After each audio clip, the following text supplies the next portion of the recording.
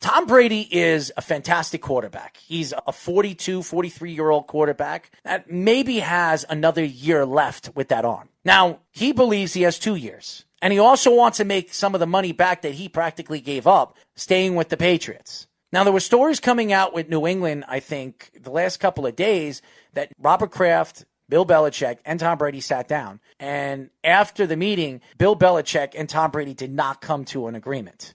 And everybody knows Bill Belichick runs the organization, and he makes the last decision when it comes to player and player personnel. When you look at Tom Brady, you can't take away from what he has done for the New England Patriots and that organization and Bill Belichick and Robert Kraft and really what the transition of the pocket quarterback. And to me, it's a dying breed. The quarterback position has transitioned.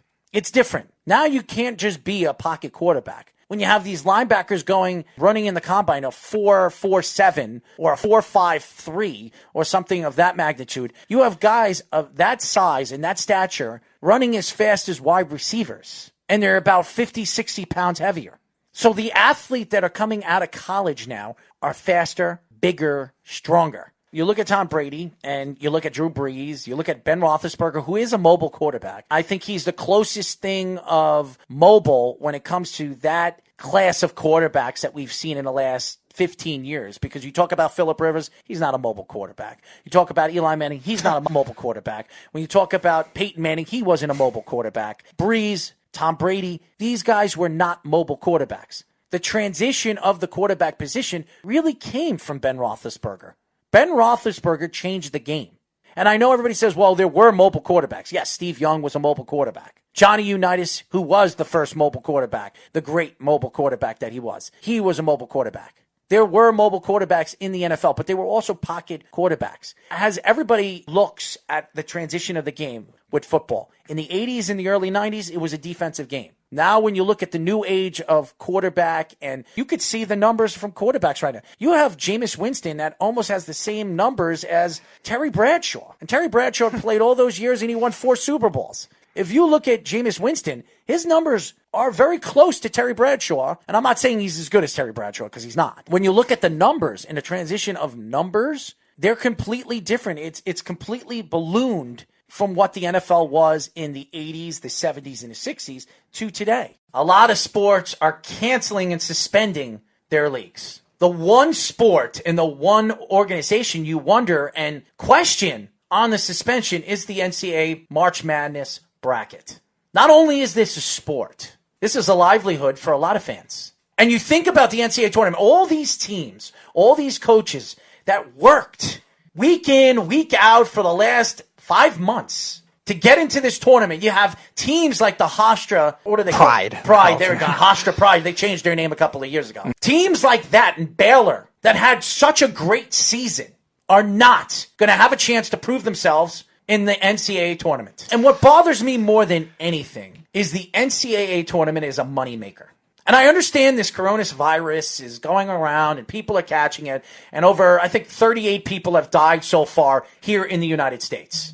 The problem here is not the coronavirus. The problem here is that we have the flu. Every single year, and over 100,000 people worldwide die from the flu. There is no cure. Last year, over 40,000 people in the United States died from the flu. Nobody was hiding away, hiding under their desks like there was a bomb coming, or going out and buying toilet paper, or overloading on food because they have to lock themselves in their house. You look at the NBA. And you look at the NCAA, and I understand the way the NBA works, and I understand how Adam Silver works, and he wants to protect his players. Rudy Gobert came down with coronas 48 hours ago. Donovan Mitchell last night, it came out that Donovan Mitchell has coronas. The problem here is not this bacteria has affected the world. And I look at sports, and I understand why these organizations are protecting their players. They're multi-million-dollar players. They're protecting their assets. But when you think of sports, you think of professional sports, you have to figure out ways to continue on.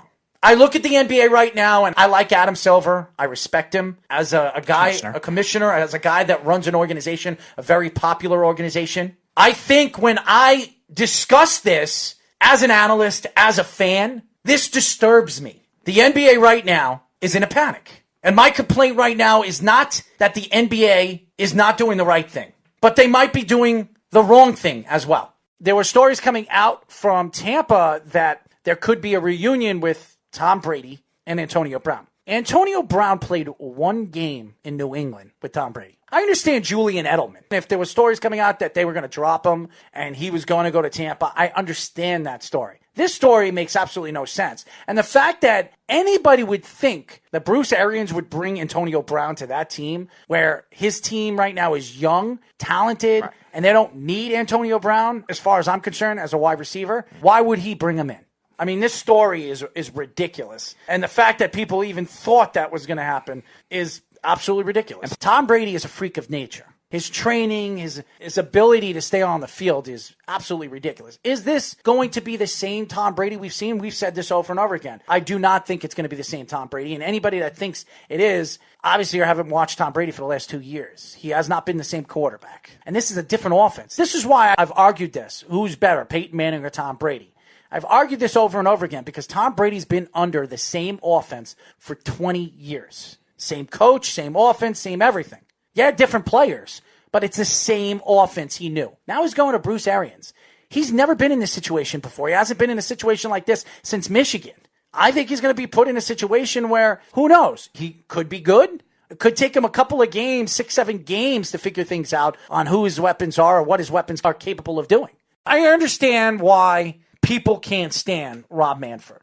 And I'm one of those guys that really can't stand Rob Manfred because of the whole Astros situation and what's going on right now in baseball. Now, I understand that you had to cancel or you had to suspend the games because of the whole coronavirus. You had all this time to investigate the Boston Red Sox scandal. And it is a scandal, guys. But the fact that Rob Manfred is not going to come out and talk about the Boston Red Sox situation until the season starts, that could be 2-3 months down the road. And right now, baseball needs to be talked about because now the Astros are done. Nobody gives a crap about the Astros. They can't wait until the season comes around so they can throw at them. That's the truth. And the fans are trying to do everything they can to make their money back or get their money back from this season, from last season, because they cheated. But the fact that Rob Manfred does not want to come out and does not want to speak about the Boston Red Sox scandal of cheating. And I know what Jeff's going to say, well, the Yankees did it too. We know every team in baseball do it. But only the Astros and the Boston Red Sox have been caught. I mean, significantly caught, where the Red Sox could lose a significant amount.